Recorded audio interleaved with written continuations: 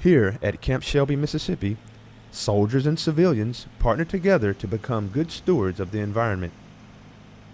My name is Major Cindy King. I'm the environmental officer or environmental manager here at Camp Shelby. What you see here in the compound is some of the equipment that we utilize every day, whether for forestry management, wildlife habitat improvement, endangered species management. What you see in the White House over there is our Gopher Tortoise Head Start program. We actually do this under the guidance of the U.S. Fish and Wildlife Service.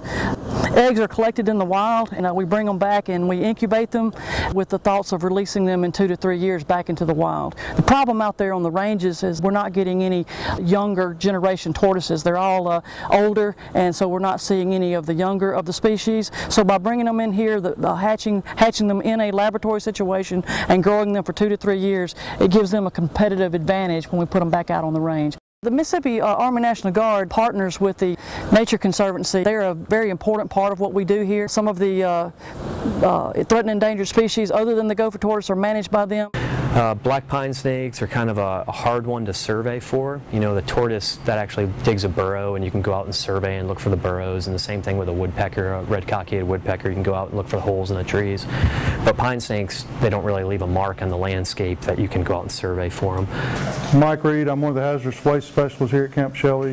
The Camp Shelby Environmental Office tests 21 streams that leave the Camp Shelby boundary quarterly each year. We perform a variety of tests to measure the quality of water that's coming off and compare those to a baseline. That way we know that after annual training and during other times of the year that the water quality is meeting the requirements that are set forth by the state, and that it can be an early indicator of any issues that we can see that happen during the year. My name is Rita McCarty, and I am the Cultural Resource Program Manager for the Mississippi National Guard.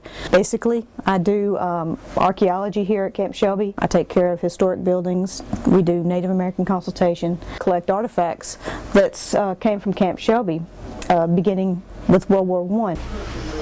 Hi, my name is Heidi McKenzie. I work for the Mississippi National Guard at Camp Shelby, and I'm a Geographic Information Systems Operator.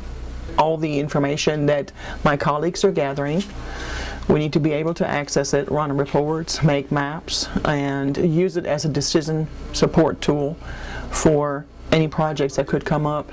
Building projects, range projects, we need to know where the species are at any given time to once they start digging footings for new structures, they could be running into World War I infrastructure. So all of this comes together with what I do, and I just show them pictures instead of giving them a 1,000-page report. My name is Chris Potan. I'm a natural resource specialist here at Camp Shelby. Mainly what we do is ensure military readiness by managing the natural resources out here, whether it be from doing gopher tortoise surveys ahead of mowing, or wetland delineations, that kind of deal. One of the goals here at Camp Shelby Environmental Office is to assist the military in completing their mission.